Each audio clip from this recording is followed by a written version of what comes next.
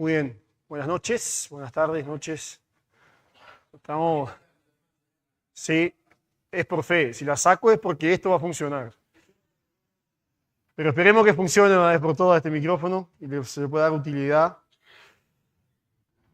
La dejamos cerquita acá por las dudas. Muy bien, vamos a abrir nuestras Biblias en Marcos, capítulo 9, versículos 2 al 13. El Evangelio según Marcos, capítulo 9, versículos 12 al 13. Hasta el versículo 1 había hablado Roberto la vez pasada, que incluía, en realidad, en el pasaje anterior.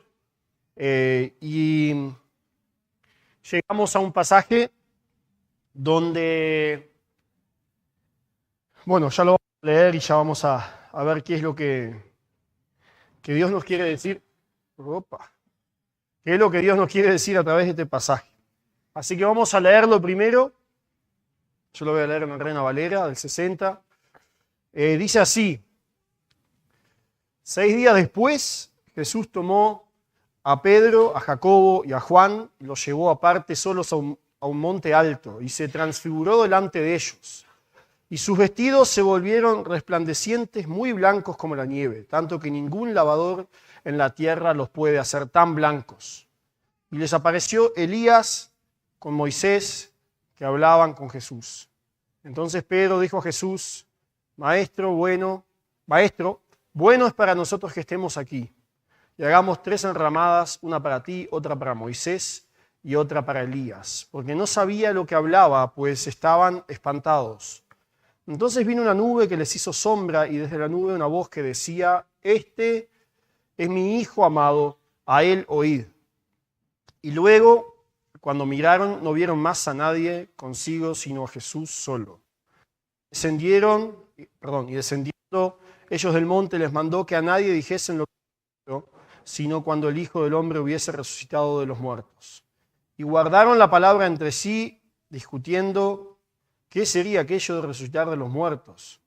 Y el versículo 11, y le preguntaron diciendo: ¿por qué dicen los escribas que es necesario que Elías venga primero? Respondiendo él les dijo: Elías a la verdad vendrá primero y restaurará todas las cosas. ¿Y cómo está escrito del Hijo del Hombre, que padezca mucho y sea tenido en nada? Pero os digo que Elías ya vino y le hicieron todo lo que quisieron, como está escrito de él. Al final del pasaje, si leemos los otros evangelios, está claro que se trata de Juan el Bautista. Entonces la Biblia mismo explica la Biblia. Elías que ellos esperaban era Juan el Bautista, el que preparó el camino del Señor.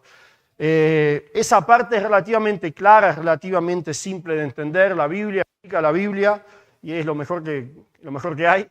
Entonces no voy a quedarme sobre el final del pasaje, sino más que nada sobre lo que fue la transfiguración, que se le llama hoy en día, palabra tal vez un poco difícil, pero ahora vamos a ver un poco lo que significa.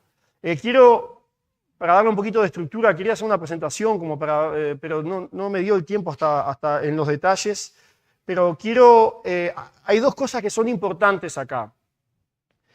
Una es el destinatario del mensaje. El destinatario, quién es el que debería, para quién es este mensaje o para quién es esta ocasión. Eso primero es muy importante. Y segundo, la segunda cosa que es muy importante, ¿en qué tiempo ocurrió la transfiguración? Porque si no entendemos en qué tiempo ocurrió, pensamos, de la nada, en el medio de los evangelios aparece una voz del cielo, pero no fue en el medio de la nada, sino que hubo un tiempo específico, que lo vamos a ver después, y eso le da mucho más peso a todo este acontecimiento. Entonces, esas 2 cosas son importantes. ¿Para quién es en realidad el mensaje? Ahí, si van a leerlos, si tienen la posibilidad de leer algún comentario, van a encontrar de todo un poco, pero los comentaristas más fieles en realidad, si leemos el texto observándolo, es claro a quién se dirige Dios con esto. ¿Cuál era el plan de Dios? ¿Cuál era el plan de Cristo para el destinatario, ¿no? Y después vamos a ver 3 enseñanzas breves, se pueden sacar más, pero creo que 3 enseñanzas de todo este pasaje, donde la última es la más personal también para nosotros, donde tenemos que preguntarnos y ponernos en prueba. Entonces, vamos a comenzar con la primera pregunta. ¿Para quién era este mensaje? Si leímos este texto, vemos que Jesús tomó a 3 discípulos a un costado, ¿no? Dice ahí que tomó a Pedro, Jacobo y a Juan. No fue la primera vez, muchas veces había tomado esta elección un poco menor de los 12 discípulos. Dice la Biblia que tomó a estos 3 y los llevó aparte para orar, según Lucas. Lucas dice que los llevó aparte para orar. Así que el que toma la iniciativa de toda la historia, que aparentemente parece difícil de entender, pero después vamos a ver que es bien simple lo que Jesús quiere hacer con sus discípulos, es Jesús. Él toma la iniciativa. Jesús quiere transmitirle algo a estos 3 discípulos. Y esos 3 discípulos se lo iban a transmitir después, como leímos, cuando Jesús muriera, resucitara, a otros. Entonces, cuando hay una selección menor, una selección con pocas personas, hay un propósito detrás de eso. En este caso, claramente, ¿quién era el que tenía que recibir este mensaje? ¿Quién era el que tenía que recibir o el que tenía que quedar impactado? Lo vemos en el texto, eran estos 3 discípulos. Dice que Jesús se transfiguró delante de ellos. Y cuando miramos en el texto, más que nada en el Evangelio de Lucas, leemos que no fue algo casual, sino que una y otra vez leemos ese énfasis que Marcos da de que era para los 3 discípulos. Importantísimo. Jesús no quería demostrar nada en ese monte. Él no tenía que demostrar nada, como algunos dicen. Su gloria, su grandeza, no lo había demostrado con los milagros que anteriormente hizo. No lo demostró con las enseñanzas que anteriormente hizo. Si bien Él demuestra su gloria en ese momento, pero lo demuestra para ellos 3, para esos 3 discípulos. Ahora hago un paréntesis bien breve. ¿Qué significa esa palabra transfiguró? Porque a veces tal vez no se llega a entender lo que en realidad significa.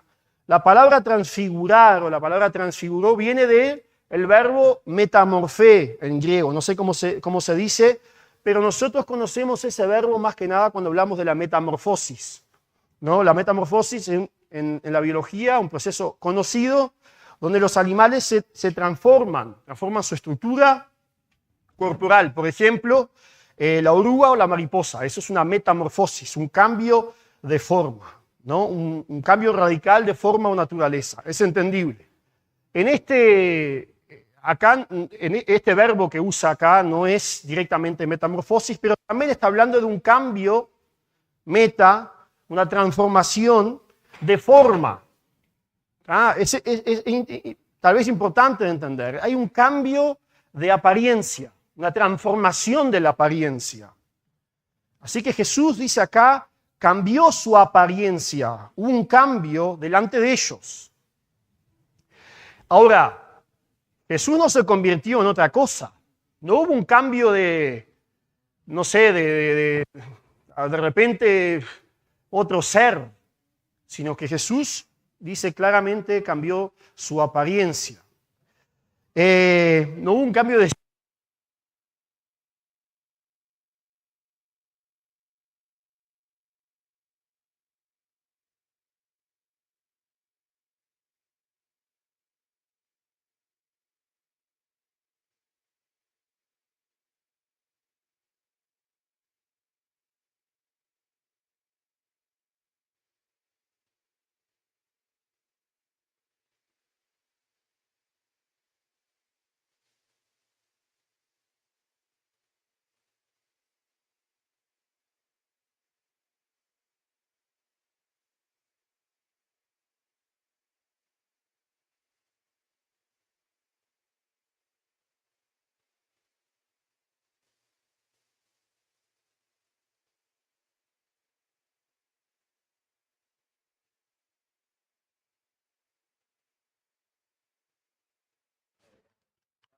Bien.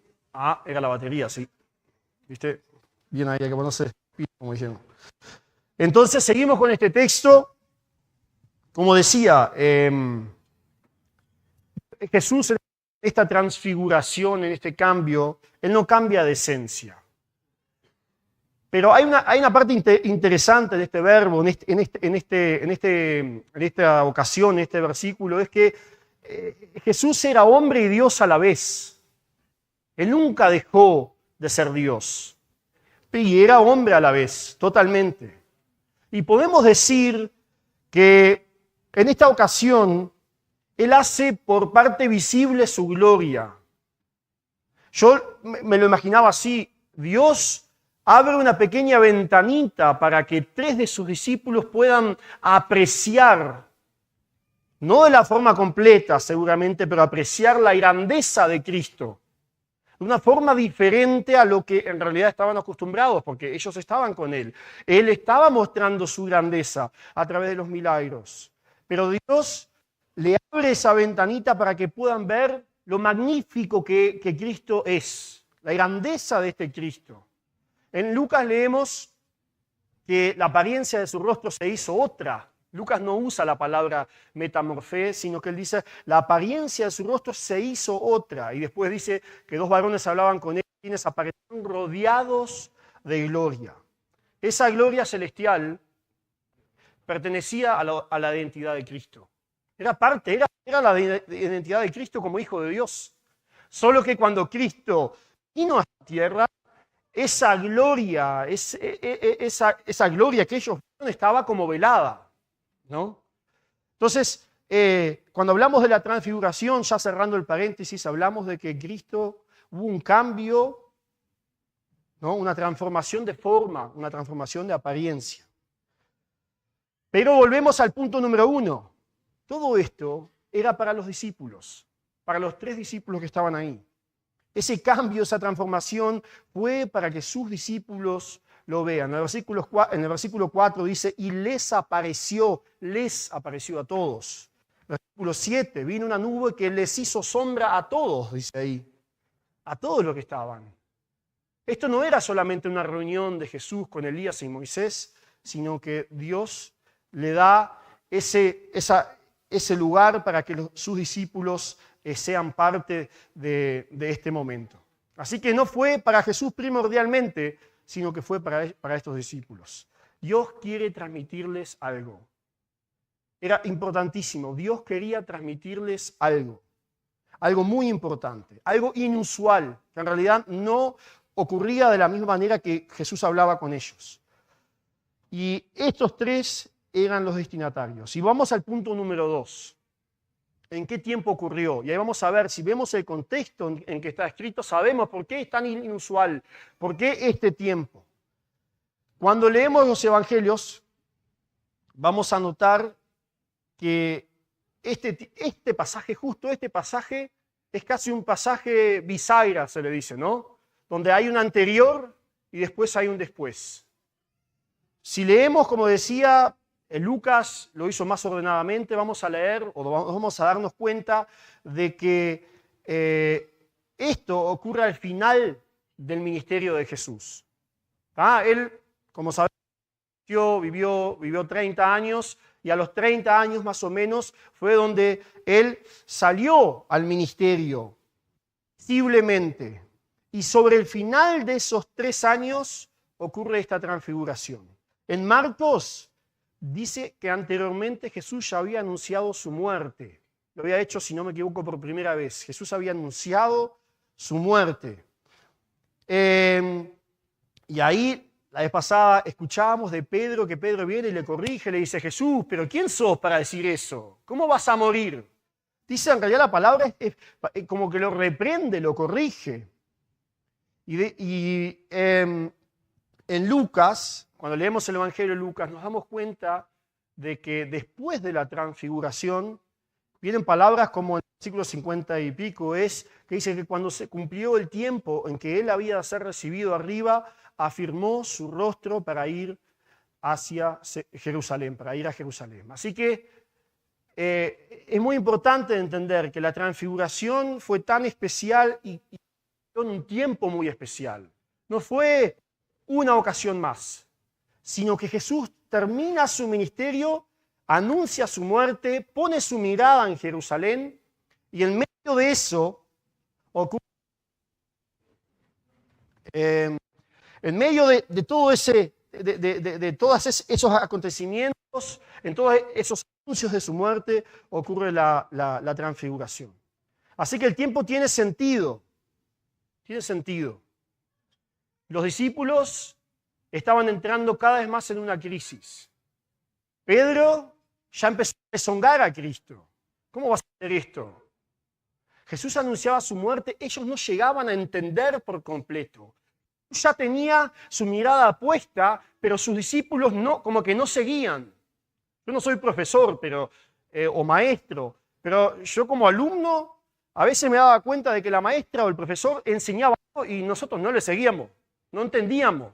Quedábamos ahí, ¿viste? Tratábamos de estar con los ojos abiertos por si pregunta, ¿viste? Para decir, bueno, vamos a notar presencia. Así era con los discípulos. Hay varios profesores acá que rieron donde se ve que les pasa. Pero así estaban los discípulos, sin entender por completo lo que en realidad pasaba. Y ahí vamos a llegar a las 3 enseñanzas breves. Este tiempo, ahora vamos a ver por qué el tiempo tan importante también. Otra cosa que recalca el tiempo. ¿Ustedes se acuerdan que al principio del ministerio de Jesús también Dios habló? Cuando Jesús, en el bautismo de Jesús, también viene una voz del cielo que dice, este es quien tengo complacencia. Pero eso fue dirigido a Jesús. Algunos dicen también a Juan el Bautista, pero fue una palabra más hacia él. En ti tengo complacencia. Y ahora al final de su ministerio, Dios habla por segunda vez. Pero ahora se lo dice a los discípulos, con un sentido profundo, con un peso.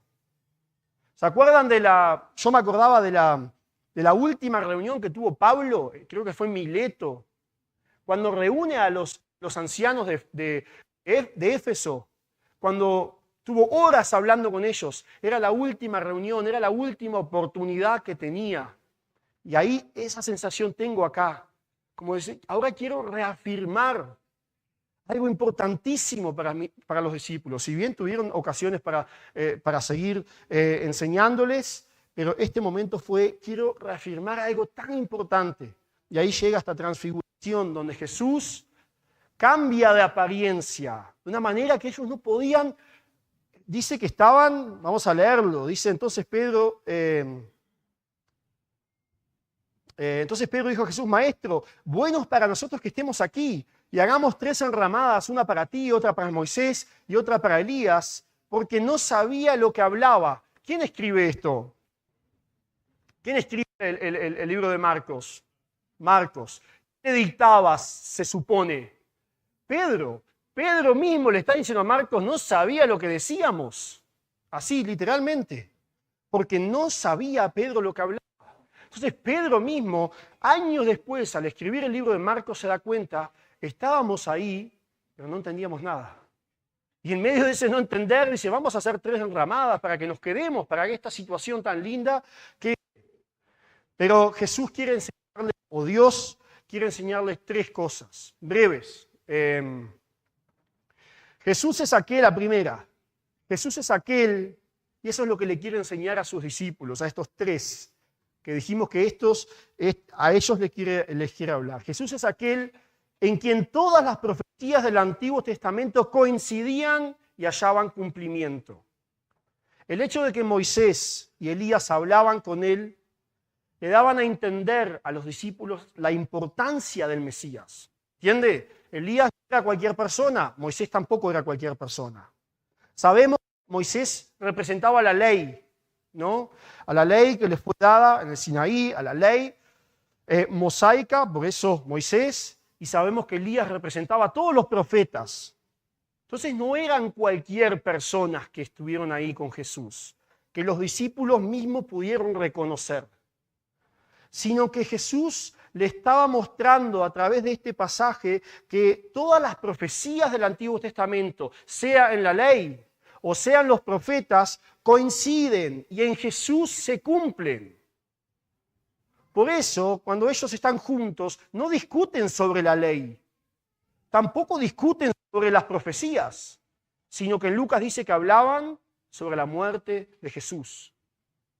Ellos estaban como diciéndole, tú eres, no quiero decirlo con esa manera porque sería como que tú sos el seguidor de esto, tú cumpliste todo.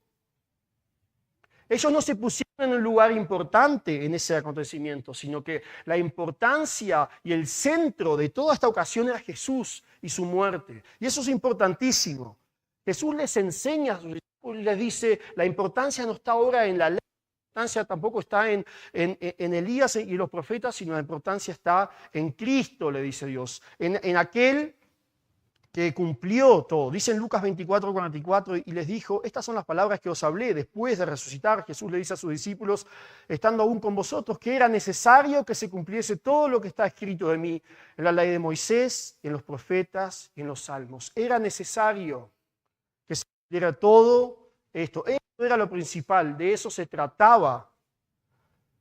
Se estaba por cumplir una profecía tan importante, estaba por cumplir un acontecimiento tan grande, esa profecía que empieza en Génesis 3, versículo 15. Jesús iba a vencer el dominio de Satanás para librarnos, para librarte a ti y a mí del poder del pecado.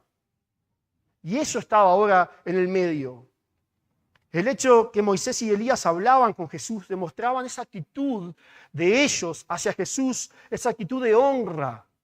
No de desprecio hacia Jesús, sino esa actitud donde honraban a este Mesías. Hablaban con él. ¿Sobre qué? Sobre la muerte de Jesús, que Jesús iba a partir.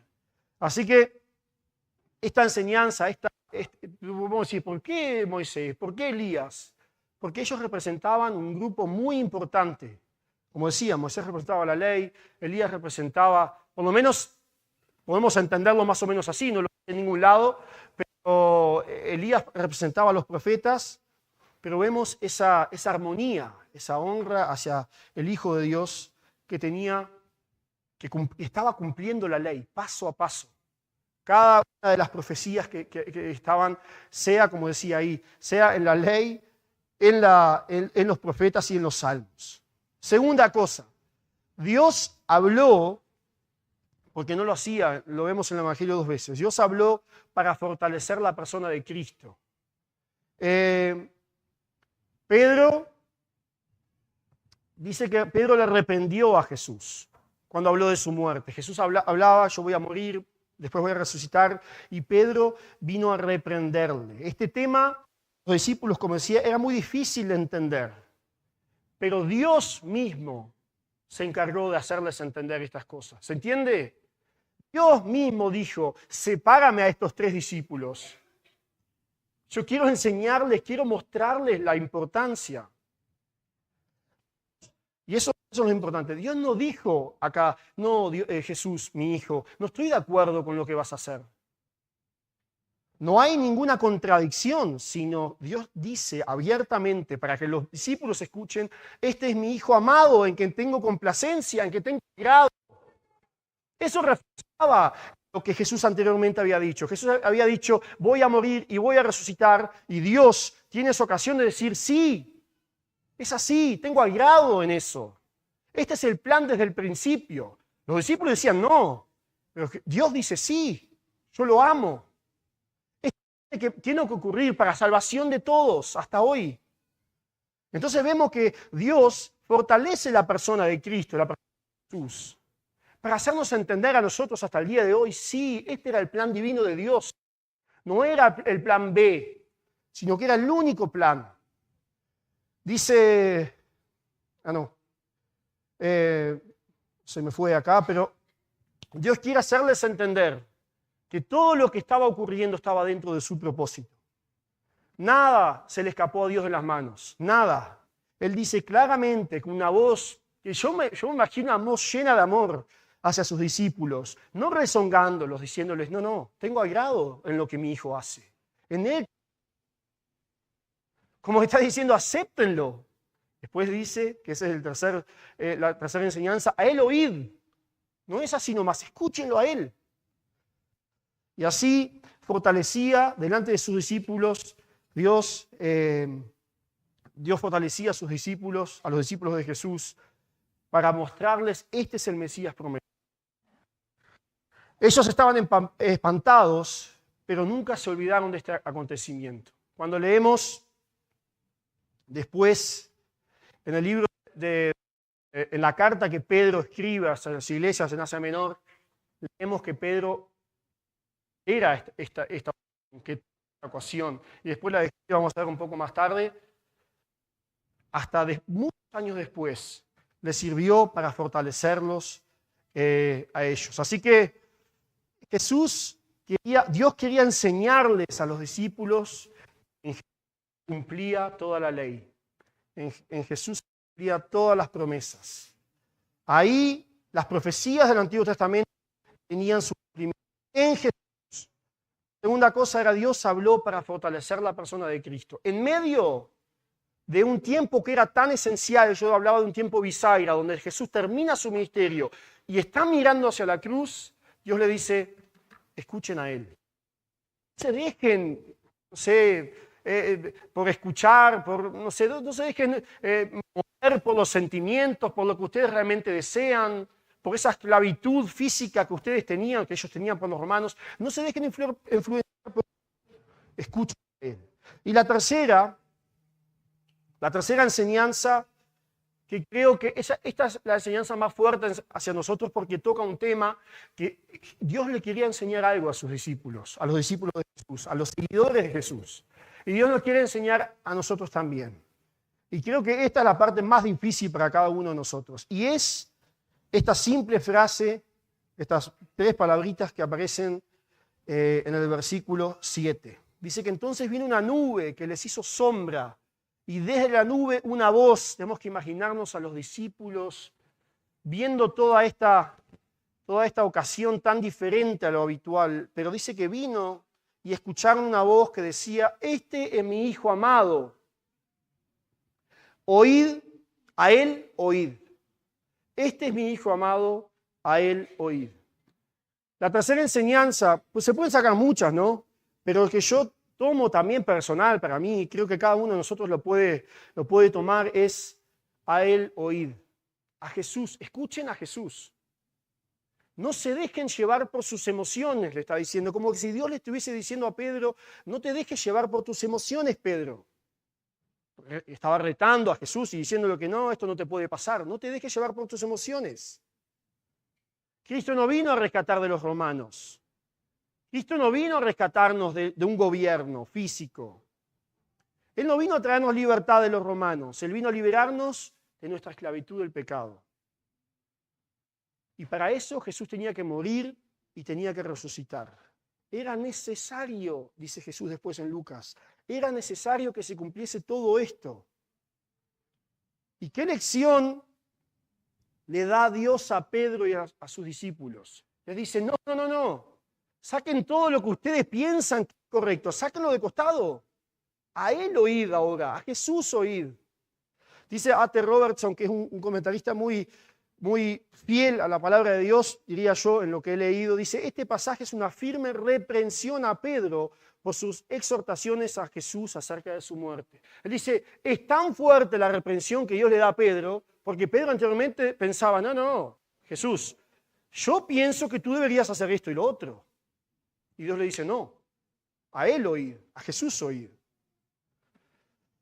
Y está como Dios diciéndole a Pedro, no, ahora no se trata de ti, Pedro, ahora se trata de escuchar a Jesús. Y a lo que Él va a anunciar sobre su muerte, sobre su resurrección. Y después leemos, después de este capítulo de la transfiguración, leemos en reiteradas veces que Jesús anuncia su muerte. Pedro, escúchalo a Él. Christopher, escúchalo a Él. ¿Cuánto nos cuesta oír a Dios hoy en día? ¿Cuánto nos cuesta? Estamos, digamos, nosotros metidos en miles de cosas también, como Pedro también, en luchas que tenemos, en pensamientos que tal vez no traen bien, y nos cuesta oír a Jesús, nos cuesta. Queremos hacer la nuestra como Pedro quiso hacer la nuestra y los otros discípulos hicieron o quisieron hacer su cosa. Y a nosotros nos cuesta, por eso es una enseñanza que Dios les dice. Él no le dice, mira, este es mi hijo amado, entiéndelo, este va a hacer todas las promesa, yo refuerzo la persona de Cristo, Él es Cristo, y ya está, sino que dice, oíd, a Él oíd. ¿Y saben qué? Para oír la voz de Dios, ¿qué tengo que hacer? Para oír a Jesucristo, ¿qué tengo que hacer? Leer. Acá lo encontramos. No busquemos que, no sé, una voz acústica como en aquel entonces venga y nos diga, o por ángeles nosotros precisemos algún mensaje. En Hebreos 1:1 está claro, en los últimos tiempos Él habla a través de su Hijo. Dios nos quiere hablar a través de su Hijo Jesús. Él nos quiere hablar a través de su palabra. Pero el tema es que nosotros tenemos que ser dispuestos a escuchar. Y ese es nuestro gran problema. Era el problema de los discípulos y es nuestro gran problema. No queremos escuchar. Tal vez estemos pasando por momentos difíciles. Tal vez pensemos como Pedro pensaba, no hay salida. Todo parece difícil de entender. ¿Cómo pueden pasar estas cosas? ¿Cómo pueden pasar otras cosas? Y Dios le está diciendo, en medio de todo eso, escucha lo que Dios te quiere decir. Escucha lo que Jesús te quiere transmitir. Oíd a Jesús. Yo no quiero saber lo que estaban dispuestos los discípulos a hacer para que Jesús no vaya a la cruz, para que lo libere de los romanos. No sé si hubiesen hecho un piquete como los macabeos, no sé qué cosas iban a hacer ellos. Pero Dios lo deja bien en claro. Quiero dejarles una enseñanza. Escúchenlo a Él. Escuchen a Jesús. Yo pensaba en uno mismo, ¿no? O en nosotros, cuando se trata de escuchar la voz de Dios. ¿Cuántas veces buscamos en situaciones difíciles, en situaciones, porque quiero hacer quiero buscar ese paralelismo ahí con Pedro, que estaba en una situación muy crítica? ¿Cuántas veces pensamos que por nuestra propia experiencia vamos a salir de una u otra cosa? No, ya salí, yo estoy bien, digo. Un poco de inteligencia tengo, capaz que hasta decimos un poco de sabiduría tenemos, y ya salimos muchas veces de esta, entonces la próxima vamos a salir. ¿Cuántas veces escuchamos? De esta vamos a salir. Y qué poco nos vale lo que Dios realmente dice.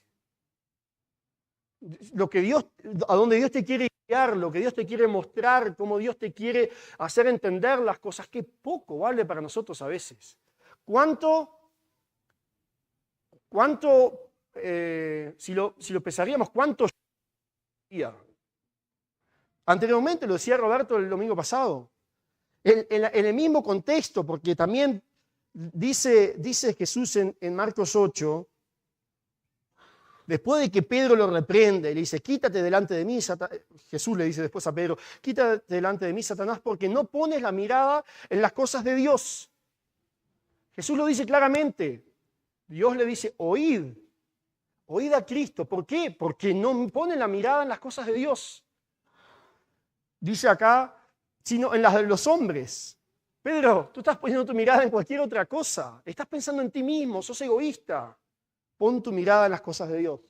Y después Jesús dice, llamando a la gente y a sus discípulos, les dijo, si alguno, como diciendo, vengan todos juntos, ¿viste cuando a veces estamos jugando un juego, no se entendió, que los reunimos a todos de vuelta? Vengan todos juntos que vamos a decir algo. Y Jesús le dice esto.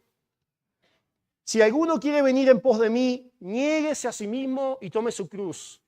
Como diciéndole, creo que una parte del juego no entendieron. Una parte de la lección no entendieron. Niéguense a sí mismo. No se trata de ustedes. Se trata de Cristo. En nuestra vida también. El levantarme en la mañana, cuando voy al estudio, al trabajo, no se trata de mí personalmente, de mí como una persona egoísta, se trata de Cristo. ¿Cómo puedo llevar a Cristo a otros? ¿Cómo puedo a través de mi vida ser de bendición hacia otros? ¿Cómo puedo reflejar a Cristo si en realidad realmente tengo ese anhelo de que Cristo viva en mí y que Él domine cada decisión de mi vida? Dios le dice claramente a ellos, oíd a Cristo, oíd a Jesús. Y vemos esa corrección que Dios hace, llena de amor hacia sus discípulos, y esa corrección que Dios nos quiere hacer a nosotros, que somos tan egoístas, que siempre buscamos la misma, que en nuestra experiencia y tal vez otras cosas que poseemos, pensamos, todo lo puedo solucionar. Todo lo puedo solucionar. De alguna manera vamos a salir. Entonces, esta enseñanza para mí me parece, Jesús, Dios lo hace tan sutil, lo hace con tan pocas palabras. Nosotros a veces cuando hablamos con los niños usamos tantas palabras, le hacemos todo un discurso y Dios vemos que dice brevemente, este es mi hijo amado, en él tengo complacencia, en él me agrado, oíd a él oíd. Listo, ya está. Sí, sí, sí, sí, sí. Así que estas enseñanzas de este pasaje, a veces pensamos, bueno, precisamos toda una carta para esto, y Dios claramente en la brevedad les deja el mandato oficial o el mandato principal, que creo que nos deja a nosotros y nos desafía a nosotros también. ¿A quién escuchamos? ¿Quién es nuestra guía? ¿Quién es nuestra prioridad? ¿Lo que Dios dice o lo que nosotros decidimos? Lo que nosotros decimos. Creo que ahí cada uno tendría que cincharse por lo menos una oreja o más cosas, agarrar y decir, no puede ser. Siempre se trata de mí. Siempre se trata de lo que yo quiero, siempre se trata de cómo yo quiero, así se tienen que hacer las cosas. O Dios, a mi manera, por favor, yo tengo mejor entendimiento, estoy acá en tierra, veo las cosas. Y a veces pensamos que como que podemos ayudarle a Dios. Y Dios, en esta ocasión tan específica, con la mirada puesta, con Jesús puesta la mirada en Jerusalén, les dice, a este oíd. Habría muchas más cosas para decir. Yo quiero terminar acá. Y dejarnos este desafío a todos nosotros, porque creo que a todos nos toca. Cuando empecemos esta nueva semana, está en nuestras manos qué decisiones tomar, a quién oír, está en nuestras manos. Dios nos da esa libertad. Después vemos en la vida de Pedro, como decía en segunda de Pedro, pueden leerlo, que Pedro hace mención a este pasaje. Vimos su gloria, vimos su majestad. Y hasta la muerte de Pedro, estas palabras fueron de aliento. Y que Dios nos ayude en hacer morir el yo, el egoísmo que hay en nosotros, siempre pensando que se trata de mí. Y que Él nos ayude a poner la mirada en Cristo, como dice la canción. Pon tu mirada en Cristo. Y que realmente decidamos con Él, que estemos alineados a Él en todo, en cada decisión. Oramos. Señor, ayúdanos en esto y gracias por este pasaje tan importante y gracias porque tú cumpliste toda la ley, cumpliste todas las profecías. Gracias porque tenemos estos pasajes que nos muestran, nos revelan cómo somos nosotros como hombres, qué tan orgullosos somos. Y tu amor, que con todo amor, toda paciencia, terminando el ministerio de Jesús, le dejas ver tu gloria, le dejas ver, le abres una ventanita para que vean tu grandeza y tu majestad, para reforzar estas cosas. Señor, en nuestra vida personal queremos pedirte que tú nos ayudes a hacer morir el yo, que aparentemente es tan grande y tan importante. Queremos ser siervos tuyos, queremos ser seguidores tuyos, seguidores que están dispuestos a tomar la cruz y seguirte a ti. No importa cuánto cueste. Ayúdanos en esto, Señor. Ayúdanos realmente a animarnos unos a otros en diferentes cosas donde vemos que estamos mal, a traerlas a ti, a orar juntos para agradarte a ti, Señor, y poder hacer tu voluntad, no nuestra voluntad. Se trata de ti, de tu reino, se trata de ti, Señor, y no de nosotros. Ayúdanos, enséñanos a realmente entender esta verdad. Oramos y agradecemos por este tiempo en el nombre de Jesús. Amén.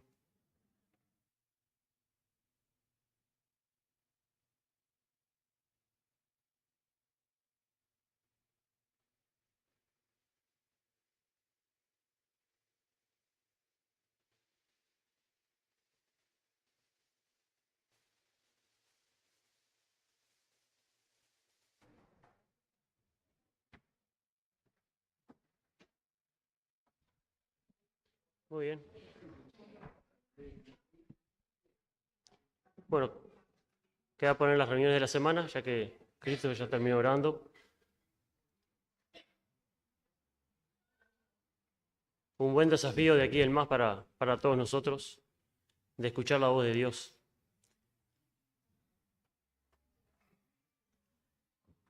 Las reuniones son los martes, hora 20, reunión de oración, los viernes estudio bíblico, hora 20, los sábados 18:30, adolescentes, los sábados 20:30, resta, la predicación de la palabra y después la cena del Señor. Que tengan una buena semana.